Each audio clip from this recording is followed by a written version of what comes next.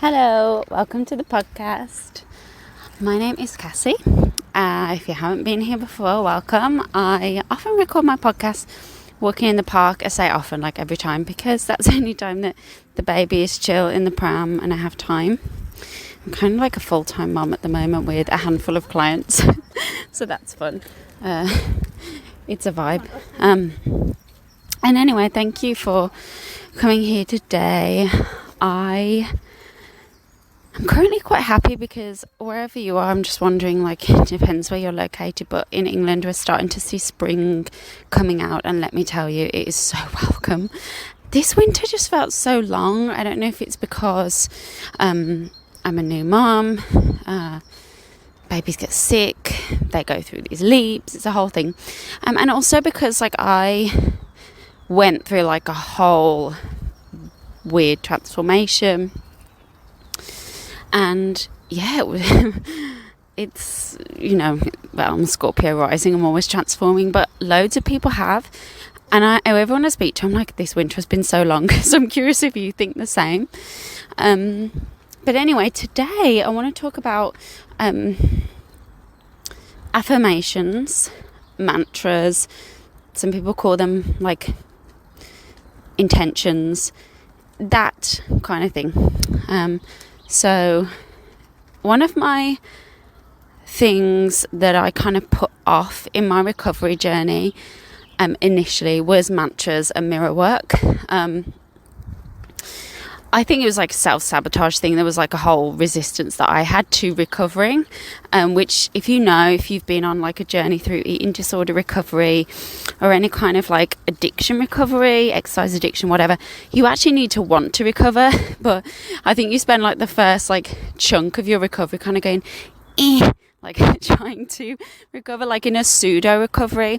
And really I recovered really well, kind of like as I met Alex, so maybe like 2 years ago, I felt like I'd really gone through a really good recovery. But now looking back, all my kind of anorexic disordered patterns had like morphed into yoga and kind of like astrology in a weird way, which I know sounds really strange.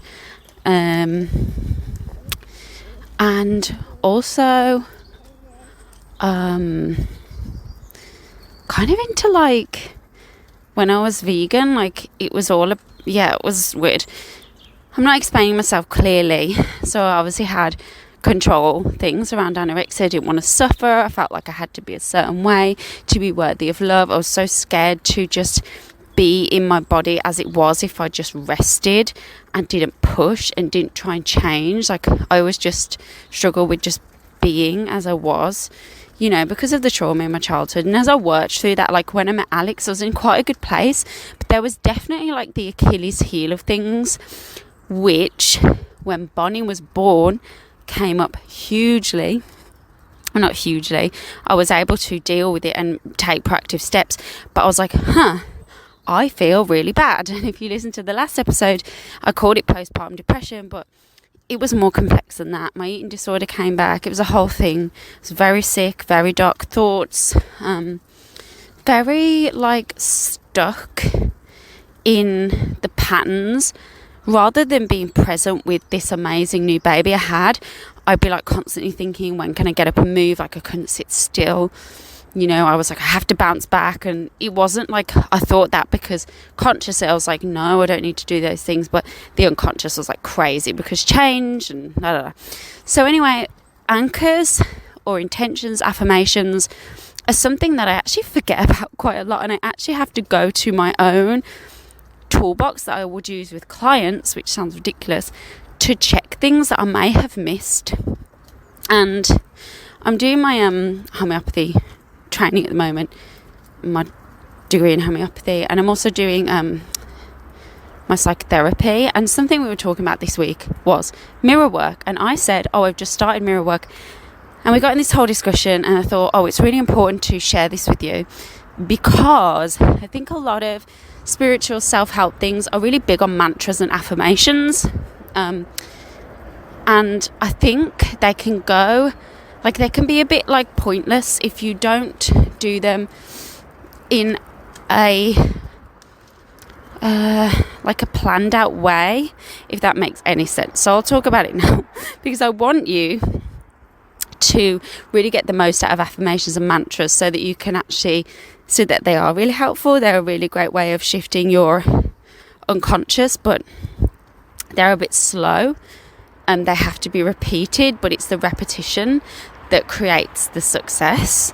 And I know you want to feel your most, abundant, confident, relaxed, happy and free.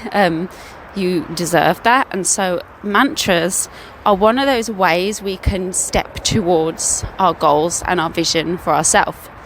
And your goals and your vision are not something that you can miss out on.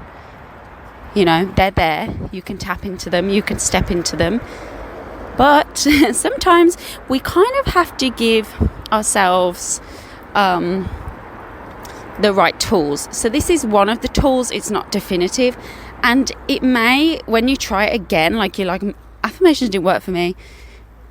And then if you try it again, you're like, they still don't work for me. That's fine. But maybe give it a go and see. You have nothing to lose, right?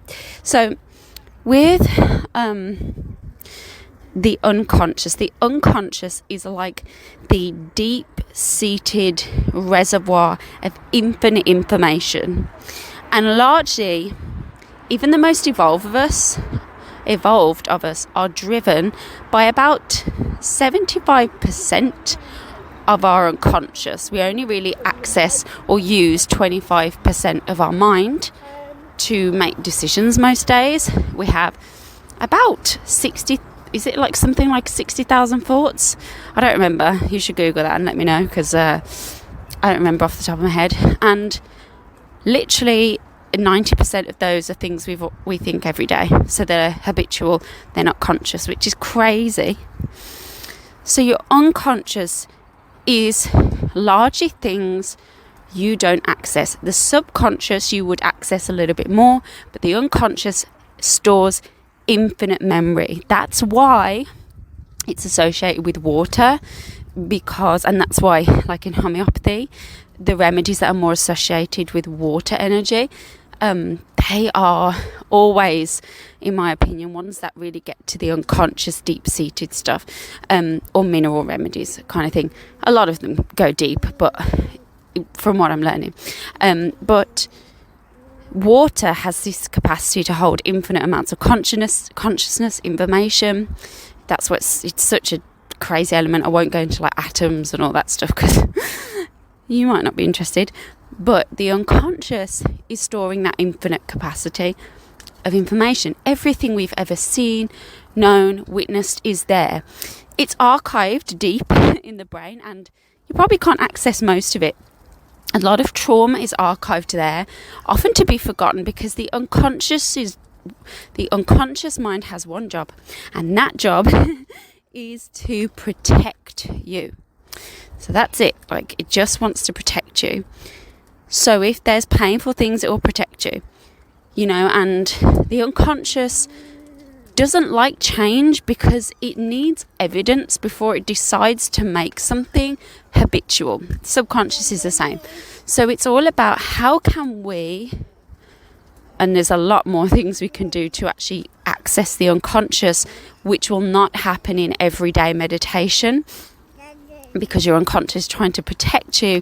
This is why the work with a mentor or someone who goes into that kind of deep state of relaxation, like I do with a lot of my clients, which can't just be done in one session. It's something that takes a good kind of 3 months, but probably more, of really accessing the deep stuff. So anyone selling you quick fixes, I'd run a mile personally. Personally, that's my thoughts. It's not gospel. But when it comes to the unconscious and kind of changing it and persuading it, the affirmations will kind of start to pick and thaw at the ice, and they will be part of things changing. But if you've got deeper trauma, sometimes it is necessary to go into, and that's where working with a coach, a mentor, or someone who does that. I do that with my clients, but there are other people who are great, would be a really good thing to do. If you're sitting there thinking, I think there's some things going on that I don't want to look at, and I don't feel like comfortable enough to look at, then maybe, just maybe, you might want to reach out to me and see if I could help you, or just look at people that you resonate with to move you along in that. But affirmations are something you can do every day that can get you to a good space, that can help you move mountains, especially if you've already done the deep work, but you feel like, okay, I know what's going on here. I've looked at the blind spot. I'm pretty sure I've got a handle on this. Self-growth is kind of always happening. But, in order for you to be the best you can be, you're kind of like, there's just something else. I think I need another kicker in the curb. Then affirmations, mantras, whatever you want to call them, are great. And today we're just going to talk about the classic ones where you're like, I am worthy. So say that we've grown up in a society where we are constantly programmed in our unconscious that unless you're skinny, beautiful, blonde, big boobs, tiny waist, and basically look like a Barbie doll, or today's variation, Gymshark Barbie doll, then you, no offense, if you do look like that, then that's cool. But like if you're forcing yourself and bending yourself out of shape to be that, or you feel like there's something wrong with you if you're not, we're kind of infiltrated with that messaging. You have to look this way to be worthy of money, love, happiness, freedom. Otherwise, you're part of everyone else who basically no one cares about. You won't be successful. Someone I know who, I'm going into detail, always says, well, if you're not good looking, you're not going to do as well in life. And I was like, that's really sad, because there's the truth in everything that people say. They don't get it out of like complete falsities, but then the whole system's false. So we're just ingrained with this message. So let's take this as an example. So you are thinking, well, my body doesn't fit that. And, I feel okay with it. 'Cause, I'm kind of aware of diet culture, but I actually still don't feel happy. And I'm kind of like spending my whole life thinking about losing the last few pounds and when that will be. And it's been 3 years and it hasn't happened, even though you kind of are active, you're doing the right things, you do the yoga, you're doing all the stuff, eating the good food. And it's still like there's this feeling, I'm not quite there, I'm not enough. That would be like, a bit. Or you could be far down the spectrum. I hate my body. I feel shame around my body. I need to push myself to feel good about my body. I need to push myself, or I'm not doing anything with my body. Type A kind of thing. That can be going on. There's variations on the theme. You get what I'm saying? So then you might think, okay, my affirmation is, I am worthy of love regardless of my appearance, for an example, because you realise you don't feel good enough, if you don't look like a certain way. So I am worthy of love regardless of my appearance.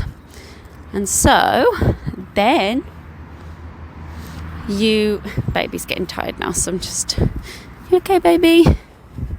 So then you say this affirmation. You might even go to town and say it in the mirror, looking in your eyes, which would be even better. Looking in the mirror into your own eyes, it is steroids for affirmations, FYI. So definitely give that a go. It's a bit weird. You will feel strange at first, but trust me, give it a go. Even if it feels difficult, it pays off after 2 weeks of feeling stupid. It's amazing. So you can't go in with that and really convince your unconscious mind, because your unconscious mind is programmed by society to say, no, you must be thin or you are not worthy of anything good. So the vibration of your unconscious mind is down there, and the affirmation is miles away up here. Vibrationally, they are completely different. One is vibing high and one is not vibing high. They can't meet. There is no meeting there. And one might say the opposite cures, but when it comes to the unconscious, it needs persuading. You need to meet yourself where you're at. Imagine if you come home now, and I'm your husband, and you're like, I've had a terrible day. And I say to you, just be happy. That doesn't help you be like, okay, piss off. Because you have to meet things sometimes where they're at. And when it comes to emotional stuff, you definitely have to meet something where it's at and then start to change it. That's my opinion. It's not absolute truth, but I've found it time and time again with clients. If we just be with the emotion, with the stuff, the body, it knows what to do. The body is so intelligent, but we have to intelligently direct this kind of vital healing bodily force. So back to the affirmation. We need to meet the unconscious where it's at. So why can't we just kind of like pick at it and deconstruct it a bit? So how about you say, I can be worthy of love regardless of my appearance. It's kind of like, I'm open to that. And you try that and say that 5 times, looking in the mirror for bonus points. The perfectionists are like, yes, that's me, bonus points. And the type 8s, the rebels, are like, no, I won't be doing that. Weird, because I'm a type 1 Enneagram, but a rebel in the 4 types. I don't know how that works. Anyway, that's called a self-sabotager, I think. Or then you move from I can be worthy of love regardless of my appearance. Moving on, I will be. So it's like, do you know what? I am going to affirm this. I will be worthy of love regardless of my appearance. Next, I am worthy of love regardless of my appearance. Can you see how it's a sliding scale? I can moves up. It's like, okay, maybe. I will. I'm sure of this. This can happen. I am. This is truth.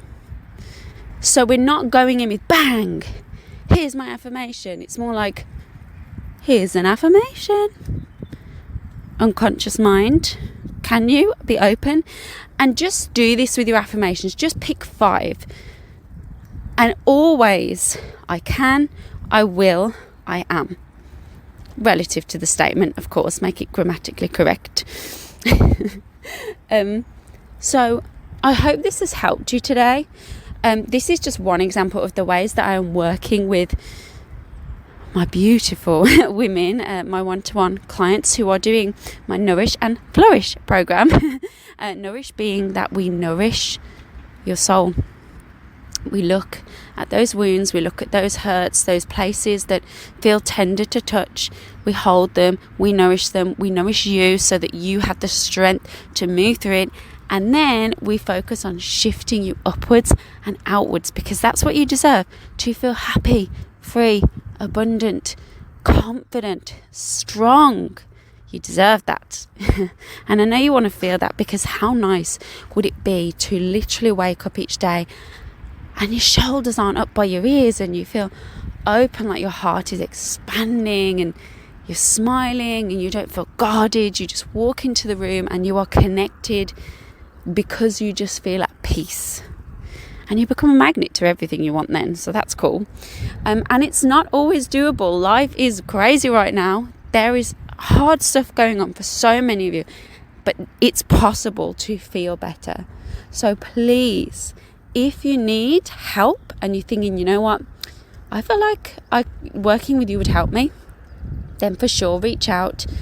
This is a priceless investment in you. And let me tell you, working with me, we chat a lot on the WhatsApp, so we can chat most days. If you need that, voice notes, whatever, I'm here for you.